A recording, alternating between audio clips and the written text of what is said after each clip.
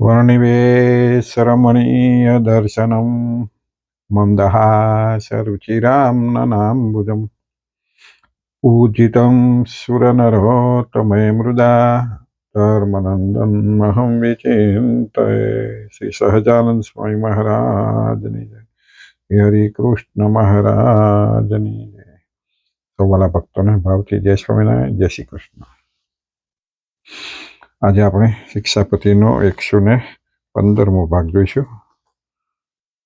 આગળના 114 ભાગમાં આપણે 185મો શ્લોક છેલ્લે જોયો હતો અને નૈષ્ઠિક બ્રહ્મચારીના ધર્મો વિશે ચાલતા હતા। છેલ્લું એવું આવ્યું હતું કે નૈષ્ઠિક બ્રહ્મચારી એમણે વેદશાસ્ત્રનો અભ્યાસ કરવો, ગુરુની સેવા કરવી, સ્ત્રીઓની પેઠે 3 પુરુષનો જે સંગ તે સર્વકાળે વર્જવો, એ આપણે ડિટેલથી જોયું હતું। હવે આગળ 186મો શ્લોક લઈએ। બ્રહ્મચારીનો ધર્મ છે હજુ। ચર્મવારી ન વૈ પેયમ જાત્યા વિપ્રેણ કેનચિત પલાંડુલ સુનાદ્યમ ચ તેન ભક્ષ્યમ ન સર્વથા। પલાંડુલસુનાદ્યમ તેન ભક્ષ્યમ ન સર્વથા। એનો અર્થ થાય છે કે જાતીય કરીને જે બ્રાહ્મણ હોય તે કોઈએ પણ ચર્મવારી ન પીવું, અને ડુંગળી ને લસણ આદિ જે અભક્ષ્ય વસ્તુ તે બ્રાહ્મણ જાતિ હોય તેમણે કોઈ પ્રકારે ન ખાવું।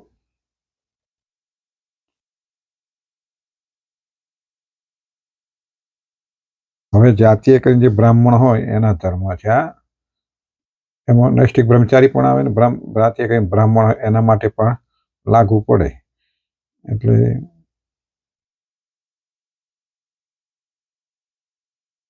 મહારાજ કહે છે કે જાતીય કરીને જે બ્રાહ્મણ હોય તેમણે કોઈએ પણ ચામડાના કોષનું જળ પીવું નહીં છે।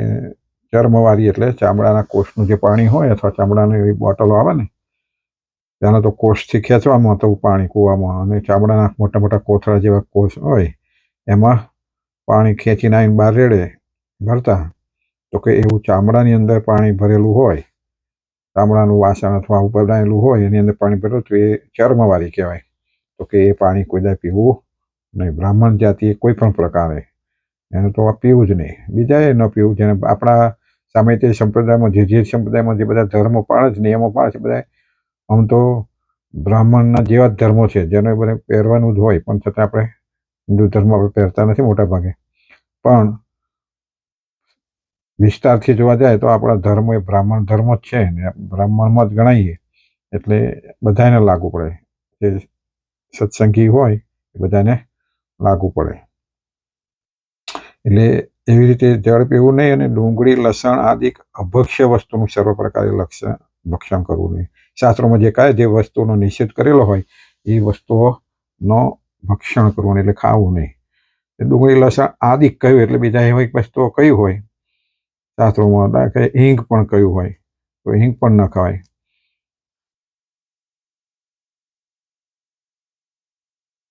માંસ મટન કહ્યું એ ના કહેલું છે એ પણ ન ખવાય। એ વસ્તુ નાખેલી હોય અંદર તો એ વસ્તુ પણ ખવાય નહીં। સતાનંદ સ્વામી કહે છે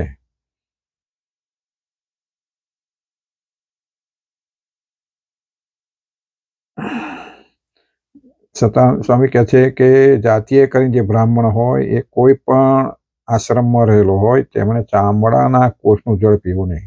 બ્રાહ્મણ હોય એ કોઈ પણ આશ્રમમાં રહેલો હોય, બ્રહ્મચર્ય આશ્રમ હોય, વાનપ્રસ્થ આશ્રમ હોય, ગૃહસ્થ આશ્રમ હોય, એ પછી આવી રીતે બ્રહ્મચારી બને સંન્યાસ આશ્રમ હોય, કોઈ પણ આશ્રમમાં હોય, એ કોઈએ પણ આશ્રમમાં રહેલો હોય તેમણે ચામડાના કોષનું જળ પીવું નહીં।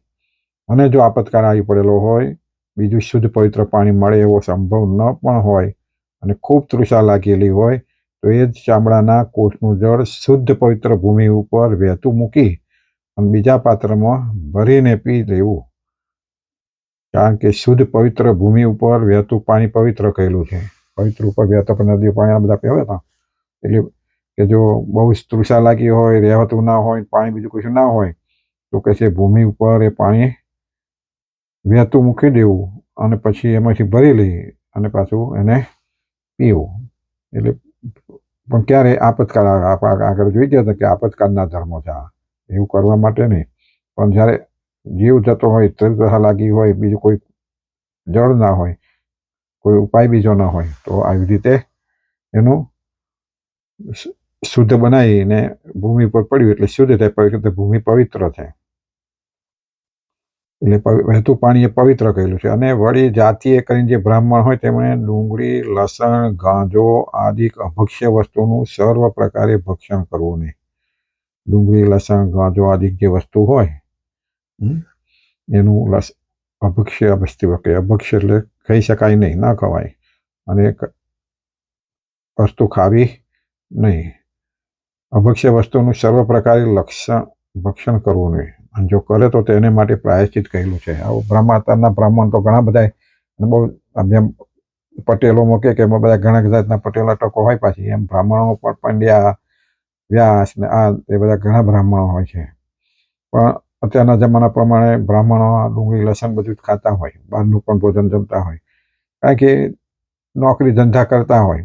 એટલે હવે એમનામાં બ્રાહ્મણ ધર્મ રહેલા હોય, જે હજુ વેદ વિધિથી ભણેલા હોય કે પ્રક્રિયાઓ કરતા હોય, એ થોડા ધર્મ નિયમ પાળતા હોય.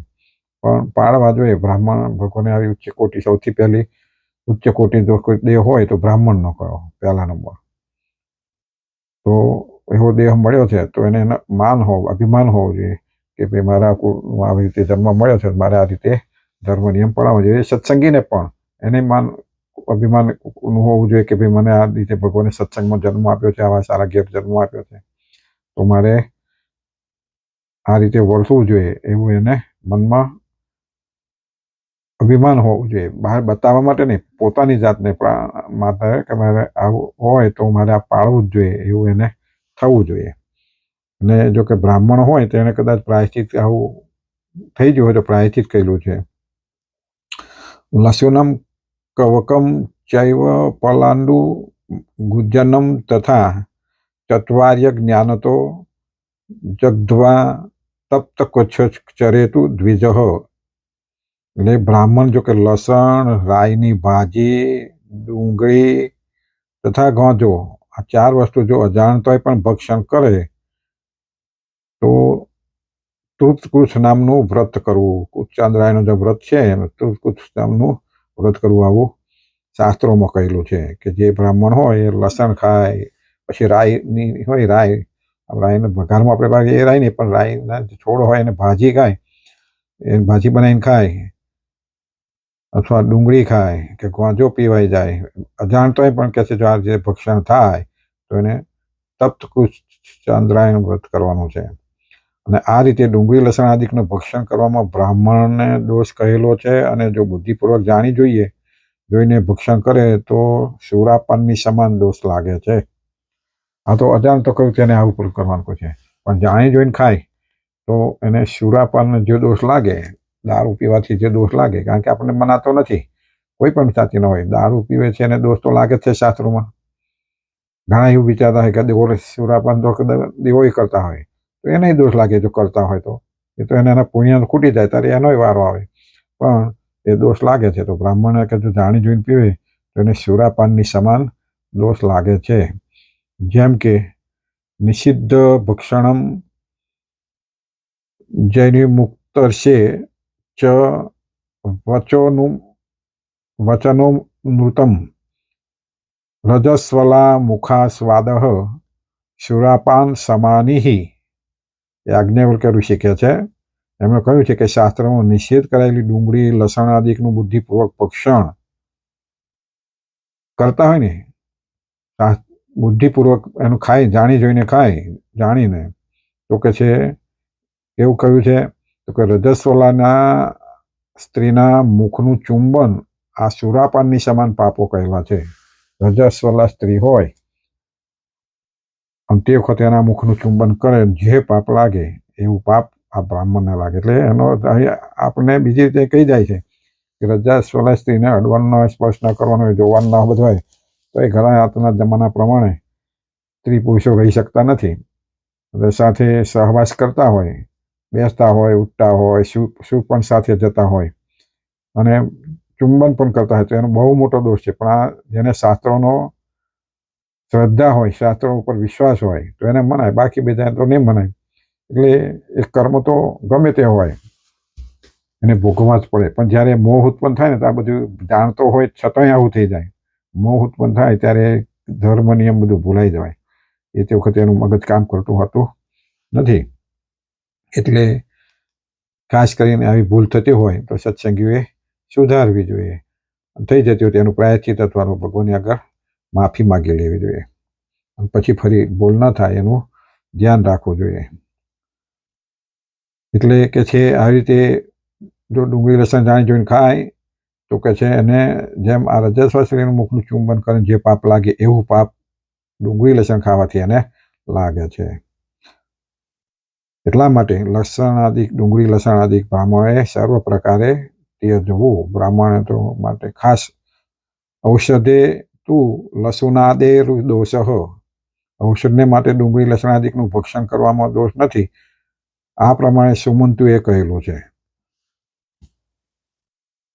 સુમંતુ કોઈક જામના કોઈક પાછા શાસ્ત્રકાર થઈ ગયા, એને પણ કહ્યું કે ભાઈ ઔષધને માટે ડુંગળી લસણ આદિનું ભક્ષણ કરવામાં જો કે આપણે કહેલું જ છે કે ઔષધમાં ભગવાને એક દવાઓનો ઔષધનો ઉપયોગ કર્યો કે જેને વૈદનું આચરણ આપણા આગળ આવી ગયું, આચરણ જાણતા ના હોય તેની દવા પણ ખાવી જોઈએ નહીં. એટલે બહુ જ અપવાદરૂપ જેમ આપણા અપવાદ કહે ને એમ અપવાદરૂપ બહુ હોય તો ખવાઈ જાય, આ તો ખાવું પડે હોય તો ખાઈને પછી એનું પ્રાયશ્ચિત પણ કરવું પડે. ફરી પ્રાયશ્ચિત કરી લેવું પડે.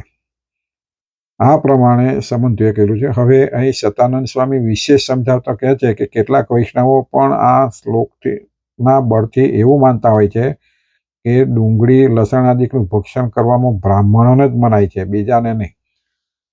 ઘણા બધા લોકો આવું માનતા હતા. આજે પણ નાના હતા તો અમે પોતે પણ એવું માનતા કે આ લસણ ડુંગળી એ ભગવાને બ્રાહ્મણના ધર્મો લખ્યું એટલે બ્રાહ્મણે ન ખાવું, આવું માનતા હોય છે. એટલે સતાનંદ સ્વામી ચોખવટ કરે છે કે ઘણા બધા આવું માનતા હોય છે કે લસણ ડુંગળી બ્રાહ્મણે ખાવું નહીં. માટે આપણને ડુંગળી લસણ આદિનું ભક્ષણ કરવામાં દોષ નથી. આ રીતે કેટલાક વૈષ્ણવો ઉલટું સમજતા હોય છે. આ રીતે વૈષ્ણવ એટલે ભગવાનને જે ભજે છે, કૃષ્ણ હોય કે રામ હોય કે સ્વામિનારાયણ, બધા વૈષ્ણવ કહેવાય આપણે હિન્દુ ધર્મમાં. તો એ વૈષ્ણવ આવું માનતા હોય છે અને ઉલટું સમજે. પણ આ શ્લોકમાં જાતિએ કરીને જે બ્રાહ્મણ હોય તેમણે લસણ આદિનું ભક્ષણ કરવું નહીં, આ રીતનો જે ઉલ્લેખ છે એનું તાત્પર્ય એમ સમજવું કે બ્રાહ્મણને તો જન્મથી જ ડુંગળી લસણ આદિનો નિષેધ છે અને બીજા જે ક્ષત્રિય વૈશ્યાદિકને તો જન્મથી જ ડુંગળી લસણ આદિનો નિષેધ નથી. એ વૈષ્ણવ થયા પહેલાં અર્થાત વર્તમાન ધરાવ્યા પહેલાં કદાચ ડુંગળી લસણ આદિનું ભક્ષણ કરી શકે, પણ વર્તમાન ધરાવ્યા પછી તો ક્ષત્રિય આદિકને પણ લસણ આદિનું ભક્ષણ કરવામાં નિષેધ જ છે. આ રીતે ક્ષત્રિય આદિકને સત્સંગી થયા પછી લસણ આદિનો નિષેધ છે અને બ્રાહ્મણને તો સત્સંગી હોય કે ન હોય તો એ પણ જન્મથી જ ડુંગળી લસણ આદિનો નિષેધ છે. આ રીતની વ્યવસ્થા સમજવી છે. એટલે સતાનંદ સ્વામી બહુ સરસ ચોખવટ કરી સમજાય તો કે બ્રાહ્મણને તો જન્મથી જ, બ્રાહ્મણના માટે એવું લખ્યું કે એટલે બ્રાહ્મણને તો જન્મથી જ લસણ ડુંગળી જન્મના ઘરમાં વપરાતું જ ના હોય, ખવડાવવાનું નહીં. પણ જે બીજા વૈષ્ણવો છે એને જ્યારે દીક્ષા લીધી અથવા તો એ સત્સંગી બન્યો અને વર્તમાન ધરાયા, કંઠી પહેરી, ધર્મ સ્વીકાર્યો, તો જે વૈશ્ય અથવા વૈષ્ણવ ધર્મ જન્મ હોય તો એના ક્યાં તો ન ખવાવું જોઈએ. એટલે એના જન્મથી એને પણ ન કહી શકાય. પણ કદાચ એના માટે જન્મ પહેલાં બધા ખવાઈ ગયો હોય, જન્મથી ક્યાં ખવાઈ ગયો હોય જન્મ થયા પછી, પણ પછી એને વૈષ્ણવ ધર્મ સ્વીકાર્યો અથવા તો આ રીતે વર્તમાન લીધા તો ત્યાર પછી એને લસણ ડુંગળી ખાવું જોઈએ નહીં.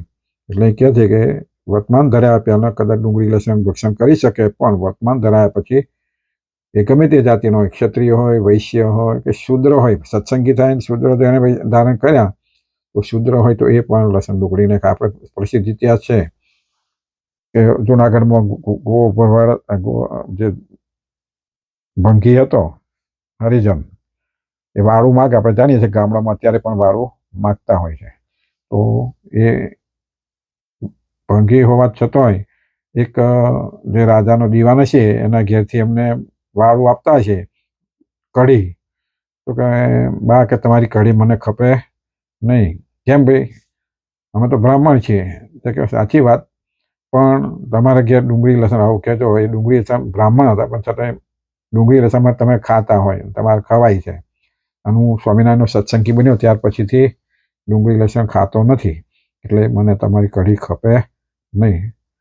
તો એ દીવાન હતો ને, બીજો તો અકળાઈ જાય અથવા તો એને દંડ દે, મારે કે મારી પણ નાખે, પણ છતાં એણે ગુણ લીધો એ દીવાને કે હાવ શુદ્ર જાતિમાં જન્મેલો છે, છતાંય જો એને આટલો મહિમા હોય, સત્સંગી થઈને આટલો મહિમા હોય કે મારી ડુંગળી મારે ન ખવાય, તો અમે તો બ્રાહ્મણ છીએ, તો અમારાથી કેમ ખવાય? આવું એણે તાત્પર્ય લીધું, એનો અર્થ લીધો. અને ઉપરથી પછી એ દીવાને પણ લસણ ડુંગળી છોડ્યો. આવો ગુણ, એટલે ગુણ લેવો તો સવડો લેવો. એટલે આવો સરસ આપણા સંપ્રદાયનો ઇતિહાસ, બનેલો ઇતિહાસ છે. એટલે ખરેખર જે સત્સંગીઓ ઘણા બધા ખાતા હોય છે, ઘણા કે બહાર જઈએ એટલે ખાવું પડે, લગ્નમાં ખાવું, બધું બહારનું ખાતા ખાવું પડે. તો જ્યારે સત્સંગી સાચું રહેવું છે, સત્સંગ પાળવું છે, ભગવાનનું વચન પાળવું છે, અને આ બધું ખપે જ નહીં. બરાબર વિચારે મનથી, અંદરથી, તો પોતાની જાતે જ જ્ઞાન થાય કે ભાઈ ના, ખરેખર મારે ન ખાવું જોઈએ, કે હું સાચો સત્સંગી હોય, સાચું વૈષ્ણવ હોઉં તો અમારે ખાવું જોઈએ નહીં. પણ અત્યારે તો ડુંગળી લસણ ઘણું બધું ખવાતું હોય છે, અને એટલે મારે ડુંગળી લસણ જો કોતરે ઢગલા ભાવ વધી જાય ને ઘટી જાય ને કેટલા બધા થાય છે ને ખાતા છે ને.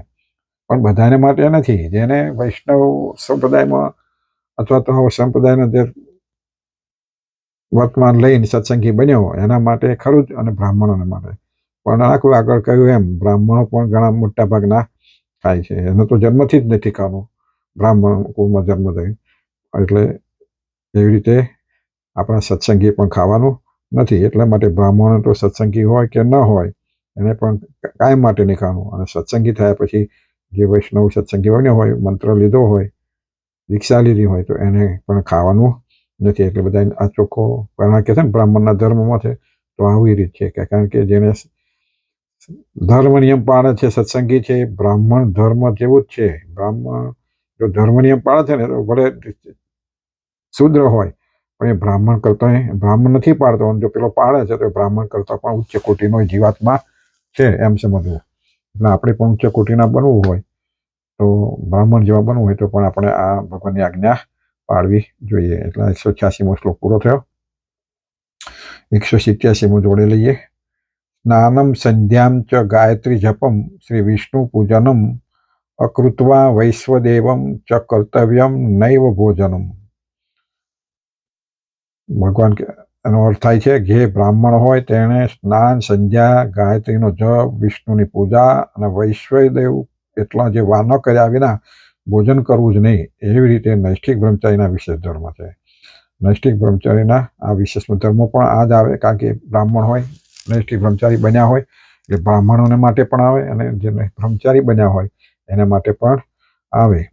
એટલે અમે આ વિધિ બધી બ્રાહ્મણોએ કરવાની હોય, અને બ્રહ્મચારી પણ મોટા ભાગે આગળ આપણે કહ્યું હતું એમ કે બ્રહ્મચારી પણ એ બ્રાહ્મણો બની શકે છે. બ્રહ્મચર્ય વ્રત પાળે એ વાત જુદી છે ને બ્રહ્મચારી બનવું એ વાત જુદી છે. એટલે એના માટે આ મહારાજે લખ્યું છે કે બ્રાહ્મણ હોય તેમણે સ્નાન, સંધ્યા, ગાયત્રીનો જપ, ભગવાનની પૂજા, વૈશ્વદેવ આટલો વાનો કર્યા સિવાય ભોજન કરવું નહીં. અને એની ભોજન આપણા ઘણા બધા બ્રાહ્મણો સવારમાં ઉઠીને તરત પહેલી ચા જોઈએ છે, ઘણા મોટા પણ જે, અને ખાસ કરીને ભણેલા ગણેલા હોય, પાછા મોટા મોટા પદવાળા હોય, મેનેજરો હોય કે કોઈક ઓફિસરો હોય, કંઈક બીજા હોય, એટલે એને તો જ્ઞાન તો હોય ને, ભણ પણ શાસ્ત્રનું એને મહત્વ નથી હોતું. એટલે સવારમાં ઉઠીને ઘણી વખત દાંતણ બ્રશ કરીને તરત ચા પીતા હોય, છાપા વાંચતા હોય. કર્મ એક બાજુ બ્રાહ્મણનું કરવાનું રહ્યું, અને પણ સ્વામિનારાયણ ભગવાન પોતે પણ આ કર્મ બધું કરતા, કાંઈ બધાને બતાવે, પોતે ભગવાન હતા પણ છતાંય ભગવાન પોતે બધું કરી બતાવતા, પોતે કરતા, એટલે બીજાને દાખલો બેસે. તો બ્રાહ્મણે આ કરવાનું જ હોય. એટલે સતાનંદ સ્વામી શું કહે છે કે જાતીય કંઈ જે બ્રાહ્મણ હોય અને કોઈ પણ આશ્રમમાં રહેલો હોય તેમણે સ્નાન કર્યા વિના ભોજન કરવું નહીં. બ્રાહ્મણ જાતિનો હોય, પછી કોઈ પણ આશ્રમ હોય, જેમાં આપણે 4 પ્રકારના આશ્રમો કયા છે, એમાં કોઈ પણ આશ્રમમાં હોય, પણ એને સ્નાનાદિક ક્રિયા કર્યા વિના ભોજન કરવું નહીં. ભોજન તો ના જ કરાય. ઘણા ના કહ્યું કે ખાલી બ્રશ કરીને જ બેઠા હોય અને ચા પીતા હોય તો નાસ્તો પણ કરી લેતા હોય, તો એને તો બ્રાહ્મણ તો ના જ કરાય. પ્રાતઃ સંક્ષેપતઃ સ્નનમ મધ્યાહ્ને તો સવિસ્તરમ ઇતિ. એનો અર્થ થાય છે કે પ્રાતઃકાળમાં સ્નાન સંક્ષેપથી કરી લેવું. સંક્ષેપથી એટલે બહુ એમાં ટાઈમ લેવો જોઈએ નહીં. ઘણા આપણે બધા અડધો કલાક નહાતા હોય સવારમાં, પણ એ તમે નહાતા જેટલો સમય બગાડો એટલો ભગવાનની પૂજામાં પછી ઉતાવળ આવે, અથવા તો પૂજા પણ ન પણ કરીએ, અથવા તો વિધિ જે કોઈ કરતા હોય ન કરવા રહે, અથવા જલ્દી કરી દઈએ. એટલે શાસ્ત્રોમાં એવું કહ્યું છે કે સવારમાં સ્નાન સંક્ષિપ્ત કરવું, એટલે બહુ ટાઈમ લગાડવો નહીં. અને જો વિલંબ કરે તો સંધ્યા પૂજા આદિકનો સમય વ્યતીત થઈ જાય છે, અને સમય પણ જતો રહે. કારણ કે સંધ્યા સમયે જે કરવાનું હોય સંધ્યા સમયે જ કરવાનું. સંધ્યા ત્રણ છે, અને સંધ્યા પછી તમે કરો એ નકામું છે. એટલે સંધ્યા સવાર અને દિવસ શરૂ થતો હોય, રાત પૂરી થતી હોય, દિવસ શરૂ થતો હોય, એને સંધ્યા કહેવાય. એટલે આપણે 6 વાગ્યાની આસપાસ માનો એ સંધ્યા કહેવાય. બપોર પણ 12 વાગ્યાથી બપોર જે બપોરનો સમય પૂરો થવાનો, બપોરનો સમય શરૂ થતો હોય, એટલે એને બપોરની સંધ્યા કહેવાય. એટલે લગભગ 12 વાગ્યાની આસપાસનો સમય. અને સાંજે પણ દિવસ પૂરો થતો હોય ને રાત્રિ થવાની હોય, અને જે હોય એને સંધ્યા કહેવાય. એટલે આ સંધ્યા સમય 3 પ્રકારના છે. એટલે તમે તો એવું બધું કરવા રહો તો પછી તમે 7 વાગી જાય તો પછી સંધ્યા તમારો સમય પૂરો થઈ ગયો. એટલે વિલંબ કરવા જાય તો સંધ્યાનો સમય વ્યતીત થઈ જાય. અને વ્યતીત થાય એટલે પછી ઉતાવળથી સંધ્યા પૂજાદી કરવી પડે. પછી ઉતાવળથી કરવી પડે, બહુ ટાઈમ નહીં રહ્યો, જલ્દી કરી લઈએ. માટે વિસ્તારપૂર્વક જો સ્નાન કરવું હોય તો મધ્યાહ્ને કરવું, અને વળી જો સમર્થ હોય તેમણે પ્રાતઃકાળનું સ્નાન ઠંડા જળથી કરવું, પણ ગરમ જળથી કરવું નહીં. એટલે સવારનું સ્નાન ટૂંકમાં કરી દેવું, અને વિસ્તારથી નાવું હોય, સારું કરીને નાવું હોય તો બપોરે સ્નાન કરવું. પણ બપોર કોણ ના, એક જ ટાઈમ પર નાવું હોય તો એ ઘણા મોટા ભાગે. એટલે વિસ્તારથી નાવું હોય તો બપોરનું સ્નાન કરવું. અને પછી શું કહ્યું, સવાર જેનું શરીર સશક્ત હોય, ખમી શકે એવું હોય, તો એણે ઠંડા પાણીથી નાહવું જોઈએ. શાસ્ત્રોમાં કહેલું છે. એટલે ઠંડા પાણીથી જે રોજ ટેવાઈ ગયા હોય કશું થાય નહીં, શરદી ના થાય, કશું નહીં, શરીરને ઠંડી પણ ના લાગે, શરીર બધું ખડતલ પડે. પણ એ પહેલેથી કરતા હોય, અસર કરે તો એને થાય. હવે સ્નાન કરી લીધા પછી જાતીય કરીને જે બ્રાહ્મણ હોય તેમણે સંધ્યાની ઉપાસના કરવી. સ્નાન કરી લીધા પછી જાતીય જે બ્રાહ્મણ હોય એને સંધ્યાની ઉપાસના કરવી. પ્રાતઃકાળમાં હજુ તારાઓ અસ્ત થયા ના હોય, તેથી પહેલાં જે સંધ્યા ઉપાસના કરી લેવી. હજુ તારાઓ પૂરા અસ્ત ન થઈ ગયા હોય તો સંધ્યાની જે ઉપાસના અને જે વિધિ કરવાની હોય બ્રાહ્મણે એ કરી લેવી, અને એ ઉત્તમ કહેલી છે.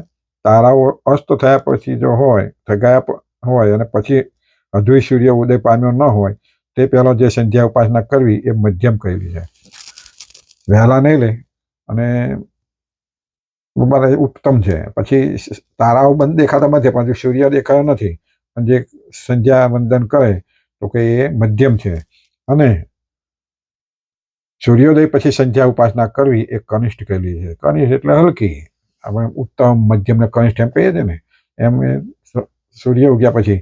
એટલે આપણે બધા ગણીએ કે સૂર્યવંશી. ખરેખર તો ભગવાન આપણે બધાને કહેલું છે કે સૂર્ય ઉગ્યા પહેલા જાગવું, બધી વિધિ કરીને ભગવાનની પૂજા બધું કરવું. આગળ આપણે શ્લોક આવી ગયા છે. એટલે એ બધાને માટે છે કે આ રીતે કરવું. પણ ઘણા હતા તો 7 વાગે ને 8 વાગે 9 વાગે 11 વાગે ઉઠતા હોય. અમેરિકા જેવું થઈ ગયું આપણે ત્યાં ભારતમાં. પણ નોકરી કરતા હોય કે માટે મોડા હોય, પણ સવારમાં ઉઠીને કરીને ફરી શું જવાય. પણ જે કરવાનો ટાઈમે કરી લઈએ તો એ આપણો ધર્મ પણ જળવાય અને એમાં ભગવાન પણ રાજી રહે. એટલે રોજનું રોજ એવું ના થવું જોઈએ કે મોડા ગમે તો રોજ ઉઠીએ. એટલે જે સત્સંગી છે, સમજુ છે, એમણે સવારમાં વહેલા ઉઠીને સંધ્યા વંદન, પૂજાપાઠ, આપણે પણ પૂજાપાઠ કહીએ છીએ સવારમાં ઉઠીને, પછી પોતપોતાને કામે કરવું. એવું આવી ગયું ને, એવું આ બ્રાહ્મણોની વિધિ છે.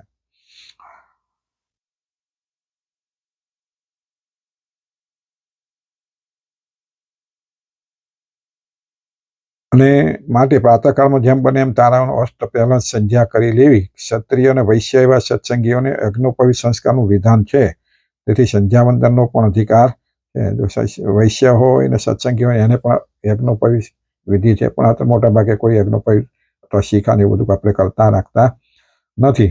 એટલે જો એ યજ્ઞોપવિત ને બધું લીધેલું હોય તો એને પણ સંધ્યા વંદનનો પણ અધિકાર છે, એ પણ સંધ્યા વંદન કરી શકે છે. તો જેમ મોટે ભાગે યજ્ઞોપવિત સંસ્કાર ક્ષત્રિયાદિ સત્સંગીઓની અંદર લુપ્ત છે, મોટે ભાગે કે છે, આપણે કહ્યું એમ કે યજ્ઞોપવિત સંસ્કાર ક્ષત્રિયાદિક સત્સંગીઓની અંદર લુપ્ત છે, એટલે બંધ થઈ ગયો છે. એમ સંધ્યાવંદન પણ દેશકાળને અનુસારે લુપ્ત છે. એમ સંધ્યાવંદન પણ દેશકાળ લોકોનો દેશકાળ સમય નથી. પહેલાં કરતાં બિલકુલ સમય નહીં. પહેલાં કંઈ હોય એટલે આપણને સવારમાં પૂજા કરવાનો પણ ટાઈમ મળતો નથી. સત્સંગી હોય છતાંય ભગવાનને તો દર્શન કરીએ જય સ્વામિનારાયણ બોલીએ તો બોલીએ ને પાછા જતા રહીએ. એટલે દેશકાળ એવા થઈ ગયા આપણે. તો કે એને લીધે આ બધું લુપ્ત થતું જાય છે. લુપ્ત એટલે ભૂલાતું જાય છે, ઓછું થતું જાય છે. કેવળ બ્રાહ્મણની અંદર જ યજ્ઞોપવિત સંસ્કાર અને સંધ્યાવંદન ઘણું કરીને પ્રવર્તે છે. ખાસ કરીને તો અત્યારે બ્રાહ્મણોની અંદર રામચંદ્ર કૃષ્ણ બધા થાય એ બધા ક્ષત્રિયો હતા, છતાં બધા સંધ્યાવંદન યજ્ઞોપવિત બધા કરતા હતા. અત્યારે કોઈ ઘણા કરતા હશે આ બધું યજ્ઞોપવિત પણ કરતા હશે ક્ષત્રિયોમાં, પણ મોટા ભાગે લુપ્ત છે. બ્રાહ્મણોમાં જતું ચાલુ છે.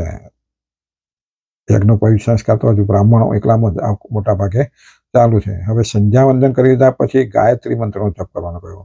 ગાયત્રી મંત્રનો જપ કરવો, જેમ કે વૈષ્ણવી દીક્ષા ગ્રહણ કર્યા પછી શ્રી કૃષ્ણના અષ્ટાક્ષર મંત્રમાં અધિકાર પ્રાપ્ત થાય છે. વૈષ્ણવી જે આપણે કહીએ ને, તો કે આપણે વૈષ્ણવી દીક્ષા ગ્રહણ કરીએ પછી જ આપણને મંત્રનો અધિકાર છે. એમ યજ્ઞોપવિત સંસ્કાર ધારણ કર્યા પછી જ એને ગાયત્રી મંત્રમાં અધિકાર પ્રાપ્ત થાય છે. યજ્ઞોપવિત સંસ્કાર કર્યો ન હોય તો ગાયત્રી મંત્રનો અધિકાર એને મળતો, કરે તો એ નિષ્ફળ જાય છે. એટલે યજ્ઞોપવિત સંસ્કાર કરવો પડે ને. ક્ષત્રિયાદિક સત્સંગીઓની અંદર યજ્ઞોપવિત સંસ્કાર લુપ્ત છે. તેથી ગાયત્રી મંત્રનો જાપ પણ લુપ્ત છે.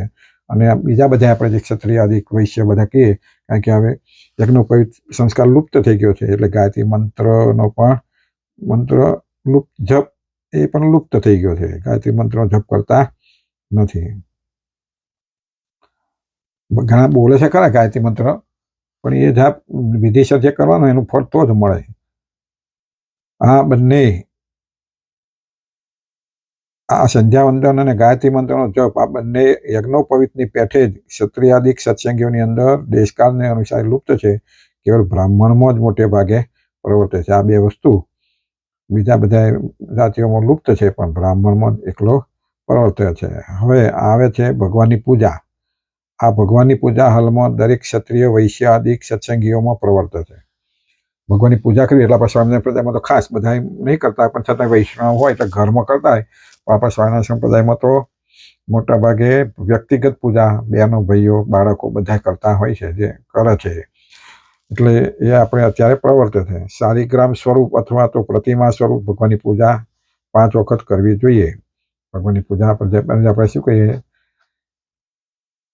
5 વખત કરવી જોઈએ. માનસી પૂજાઓ કહી છે ને, એવી રીતે ભગવાનની આવી રીતે 5 વખત પૂજા કરવી જોઈએ, અથવા તો 3 વખત કરવી જોઈએ. અને એથી વધારે ન કરી શકે તો 3 વખત તો થવી જ જોઈએ. સવાર બપોર તમે 3 વખત જમો છો, એમ ભગવાનને પણ 3 સમયે સવાર બપોરના સાંજે સંભાળી અને એમની માનસીથી આપણે માનસીમાં આપણે સ્વામિનારાયણ બધા વર્તાવી છે. એટલે તમે પ્રત્યક્ષ ન કરી શકો તો માનસીમાં જે પ્રત્યક્ષ કરો ને એટલું જ ફળ મળે, પણ ભાવથી કરીએ તો. એટલે 3 પૂજા તો થવી જ જોઈએ. અશક્ત હોય તેમણે શુદ્ધ ભાવથી પ્રાતઃકાળમાં 1 વખત તો અવશ્ય કરવી જોઈએ. જે અશક્ત હોય, વૃદ્ધ હોય, રોગી હોય કે બધા હોય, તો એને સવારમાં ઉઠીને પહેલાં 1 તો થવી જ જોઈએ. અને સાંજે પણ સૂતી વખતે પણ આ થઈ જાય. આપણે હું માનસિક તો અશક્ત હોય તો પણ કરી શકાય. ભગવાનને યાદ કરી અને માનસી પૂજા કરી શકાય. ત્યાર પછી આવે છે વૈશ્વદેવ, એટલે વિધિ બ્રાહ્મણો માટે. પંચ મહાયજ્ઞો કરવા એને વિશ્વદેવ કહેવામાં આવે છે. સ્વાધ્યાય કરવો તેને બ્રહ્મયજ્ઞ કહેવામાં આવે છે. પિતૃઓનું તર્પણ કરવું એટલે શ્રાદ્ધ કરવું તેને પિતૃયજ્ઞ કહેવામાં આવે છે. હોમ કરવો એને દેવયજ્ઞ કહેવામાં આવે છે. ભૂતોને બલિ અર્પણ કરવું એને ભૂતયજ્ઞ કહેવામાં આવે છે. અર્થાત પક્ષીઓને ચણ નાખવું, પક્ષીઓને ઘાસ નાખવું, કીડીઓને અન્નના દાણા કે લોટ નાખવો ઇત્યાદિ એ ભૂતયજ્ઞ કહેવામાં આવે છે. એટલે ભગવાનને આપણે બધાને કહેલા છે ને કે આ રીતે આપણે હેરતા ચાલતા ઘણું બધું પાપ થતું જાય છે. તો એના માટે આવા 5 પ્રકારના યજ્ઞો કરવા જોઈએ, જેને આપણે પંચયજ્ઞો કહીએ છીએ. પંચ મહાયજ્ઞો કહેવાય છે. એટલે જે વૈશ્વદેવ કહેવામાં આવે એને વૈશ્વદેવ કહેવાય છે. આ બધી જે 5 યજ્ઞો કરો છો એને વિશ્વદેવ, એટલે બ્રાહ્મણે તો ખાસ કરવાનું કહે છે અને આપણે પણ કરવું જોઈએ.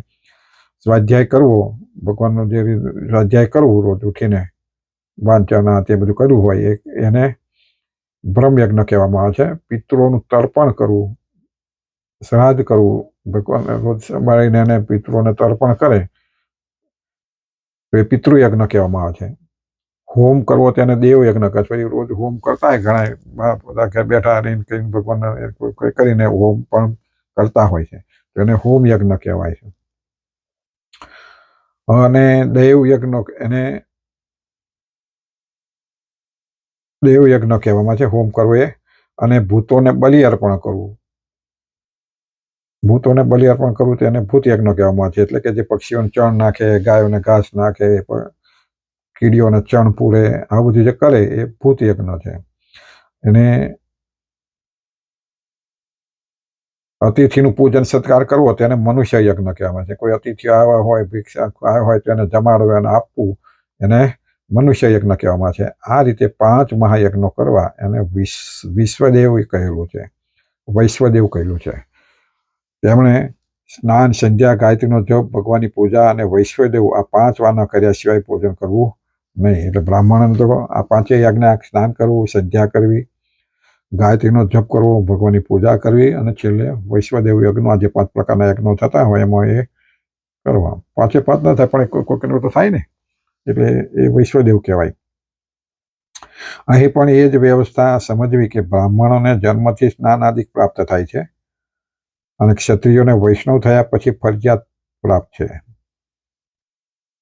અહીંયા કે બ્રાહ્મણને જન્મથી સ્નાન આદિ પ્રાપ્ત છે અને ક્ષત્રિય આદિકને વૈષ્ણવ થયા પછી ફરજિયાત પ્રાપ્ત છે. એટલે ફરજિયાત નાહવું જ પડે. વૈષ્ણવ બન્યા, વૈષ્ણવ એટલે દીક્ષા લીધી, ગુરુ મંત્ર અથવા વર્તમાન લીધા તો એને ફરજિયાત સ્નાન આદિ કરવું પડે. પછી સત્સંગી થયા પછી ફરજિયાત સ્નાન આદિ પ્રાપ્ત જ છે. વર્તમાન ધરાવ્યા પહેલા કદાચ સ્નાન પૂજાદિક ન કરતા હોય, પણ વર્તમાન ધરાવ્યા પછી તો સ્નાન પૂજાદિક ક્ષત્રિયાદિક સત્સંગીઓને માટે પણ ફરજિયાત છે. વર્તમાન ધરાવ્યા પછી સત્સંગી થયા બની પછી એને પણ, એટલે ઘણા એવા હોય છે સવારમાં જતા રહે સાંજે પણ ના થાય. ઘણા કોઈ વખત તો ના પણ નાહી લે, સવારમાં ઉઠીને જતા એનો જાય નહીં, ઘણા આવા થતા હોય. પણ જે વૈષ્ણવ બન્યા છે એને તો ફરજિયાત સવારમાં સ્નાન કરવું જ પડે. 3 ટાઈમના 2 ટાઈમના ના, પણ સવારમાં તો બધા એને ફરજિયાત સ્નાન કરવું પડે. બ્રાહ્મણોને તો સત્સંગી હોય કે ન હોય, સ્નાન પૂજાદિક ફરજિયાત પ્રાપ્ત છે. તો જેમ બ્રાહ્મણોથી સ્નાન પૂજાદિક કર્યા વિના ભોજન થાય નહીં, એમ સર્વે સામાન્ય સત્સંગીઓથી પણ સ્નાન પૂજાદિક વિના ભોજન થાય જ નહીં, આવો ભાવ છે અહીં આગળ. એટલે ના કહું કે બ્રાહ્મણના ધર્મ છે આવું છે તેના, પણ જે સત્સંગી બન્યા છે એ બ્રાહ્મણ જેટલું શુદ્ધ છે કહેવાય છે અને બ્રાહ્મણ જેટલું જ એની મહત્તા છે. એટલે સત્સંગી બન્યા પછી, વર્તમાન ધરાયા પછી એને પણ આ બધી જ ક્રિયાઓ કરવાની હોય અને એને પણ ફરજિયાત સ્નાન આદિ કરીને જ ભોજન લઈ શકે અને તો પ્રાયશ્ચિત કરવું પડે. એટલે અહીં આગળ બ્રહ્મચારીના ધર્મો પૂરા પણ થાય છે અને આ 2 ધર્મો છે એ બધાને પણ લાગુ પડે. છેલ્લે 2 પડે જ્યાં 86 87 186 એ વૈષ્ણવ બન્યા એટલે આપણે બ્રાહ્મણ જ છે એવી રીતે એને એ 2 ધર્મો પાળવા પડે. શ્લોક પૂરો કરીએ છીએ. ફરીના ભાગમાં આપણે આગળ જોઈશું. બધા ભક્તોને ભાવથી જય સ્વામિનારાયણ.